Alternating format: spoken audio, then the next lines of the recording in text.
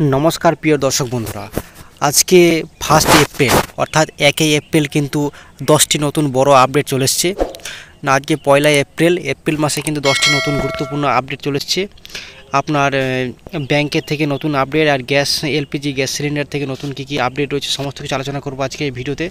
তাই বন্ধুরা ভিডিওটা শুরু থেকে শেষ পর্যন্ত দেখবেন। চলুন ভিডিওটা শুরু করে দেয়। কি এপ্রিল মাসে কি নতুন পরিবর্তন এসেছে, নতুন নিয়ম কি রয়েছে সমস্ত কিছু দেখব। চলুন ভিডিওটা শুরু করে দেখুন। এই জায়গায় দেখুন এলপিজি থেকে ইউপিআই এপ্রিলের শুরুতেই বদলে যাচ্ছে কোন কোন নিয়ম। শেষ হচ্ছে মার্চ মাস। আগামী 1 এপ্রিল থেকে শুরু হবে নতুন অর্থবর্ষ। প্রতি মাসের মতো এই মাসেও কিন্তু একাধিক নিয়ম বদল আসছে। অর্থাৎ 1 এপ্রিল মাস থেকে কিন্তু অনেক একাধিক নিয়ম আসছে। সেই নিয়মগুলো কি রয়েছে আমরা কিন্তু দেখে নেব। দেখুন বন্ধুরা এই জায়গায় কি বলা হয়েছে, দেখুন এই জায়গায়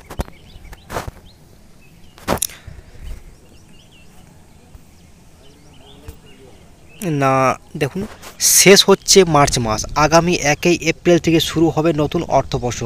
প্রতি মাসের মতো এই মাসেও কিন্তু একাধিক নিয়ম বদল আসছে। এলপিজি সিলিন্ডার থেকে credit card, debit card, UPI ইত্যাদি ক্ষেত্রে পরিবর্তন দেখতে পারবে সাধারণ মানুষ, যা প্রভাব ফেলতে পারে পকেটের উপরেও। কোন কোন নিয়মে বদল হতে চলেছে জেনে নেব আজকের এই ভিডিওতে। চলুন ভিডিওটা শুরু করা যাক।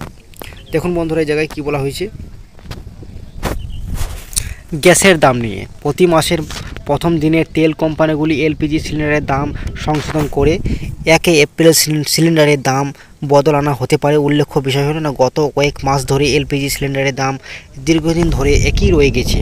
তবে বাণিজ্যিক সিলিন্ডারের দাম সম্প্রতি বেশ কয়েকবার বদল হয়েছে। অর্থাৎ আপনারা একটা আশা করা যাচ্ছে যে 1 এপ্রিল থেকে কিন্তু গ্যাস সিলিন্ডারের দাম কিন্তু কিছুটা কমতে পারে বলে একটা জানা যাচ্ছে, ঠিক আছে। আর এই 2 নম্বরে দেখুন ইউপিআইতে পরিবর্তন। দীর্ঘদিন ধরে সক্রিয় না থাকা মোবাইল নাম্বারগুলির সঙ্গে যে ইউপিআই আইডিগুলি যুক্ত রয়েছে সেগুলি ব্যাঙ্ক অ্যাকাউন্টের রেকর্ড থেকে কিন্তু মুছে ফেলা হবে। অর্থাৎ এর ফলে বেশ কিছু ইউপিআই পরিষেবা নাও পাওয়া যেতে পারে। অর্থাৎ আপনার বিষয়টি বুঝতেই পারছেন যে আপনাদের দীর্ঘদিন ধরে যে মোবাইল নাম্বারগুলি রিচার্জ করেননি বা বিনা রিচার্জের যে নাম্বারগুলি রয়েছে মোবাইল নাম্বারগুলি, সেগুলো যেগুলো ইউপিআইয়ের সঙ্গে লিঙ্ক আছে, যদি আপনারা যদি রিচার্জ না করেন মোবাইল নাম্বারে কিন্তু তাহলে কিন্তু ইউপিআই আইডি থেকে কিন্তু সেটা ডিঅ্যাক্টিভ হয়ে যাবে, অটোমেটিক ইউপিআই আইডি কিন্তু বন্ধ হয়ে যাবে। তাই বন্ধুরা আপনারা যে মোবাইল নাম্বারগুলো আপনাদের ইউপিআই আইডি যুক্ত আছে সেগুলি অবশ্যই রিচার্জ করে রাখবেন, ঠিক আছে। দেখুন 2 নম্বরে এই জায়গায় কী বলা হয়েছে না, আয়করের নিয়ম কি পরিবর্তন এসেছে। 2025 সালের বাজেটে কেন্দ্রীয় সরকার আয়করের ঊর্ধ্বসীমা বৃদ্ধি করেছিল। Tax slab, TDS tax reboot এর ছাড় দেওয়া হয়েছিল। এই নিয়মগুলি কিন্তু 1 এপ্রিল 2025 থেকে কার্যকর হতেছিল। অর্থাৎ যে নিয়মগুলি দেওয়া হয়েছিল সেগুলো কিন্তু এই 1 এপ্রিল থেকে কার্যকর হতে চলেছে, ঠিক আছে। তারপর দেখুন ব্যাংকের ন্যূনতম ব্যালেন্স সংশোধনে ব্যাংকের ব্যাপারে কী বলা হয়েছে। স্টেট ব্যাঙ্ক অফ ইন্ডিয়া সহ বেশ কয়েকটি ব্যাংক 1 এপ্রিল থেকে গ্রাহকদের সেভিং অ্যাকাউন্টে ন্যূনতম ব্যালেন্স সম্পর্কিত নিয়ম বদল আনতে চলেছে। ন্যূনতম ব্যালেন্সের ক্ষেত্রে একটি নতুন সীমা নির্ধারণ করা হতে পারে।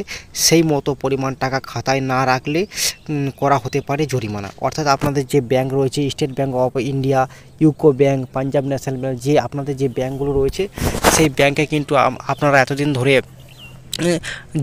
জিরো ব্যালেন্স রাখলেও কিন্তু কিছু হচ্ছিল না। কিন্তু এবার যদি আপনারা যদি সেভিং ব্যাঙ্ক অ্যাকাউন্টে যদি আপনারা যদি মিনিমাম ব্যালেন্স আপনাদেরকে রাখতে হবে। অর্থাৎ আপনাদের ব্যালেন্স যদি কম থাকে বা জিরো ব্যালেন্স থাকে তাহলে কিন্তু আপনাদেরকে একটা জরিমানা দিতে হবে, ঠিক আছে। তার জন্য কিন্তু আপনাদেরকে ব্যালেন্স কিন্তু আপনাদের অ্যাকাউন্টে কিন্তু রাখতে হবে।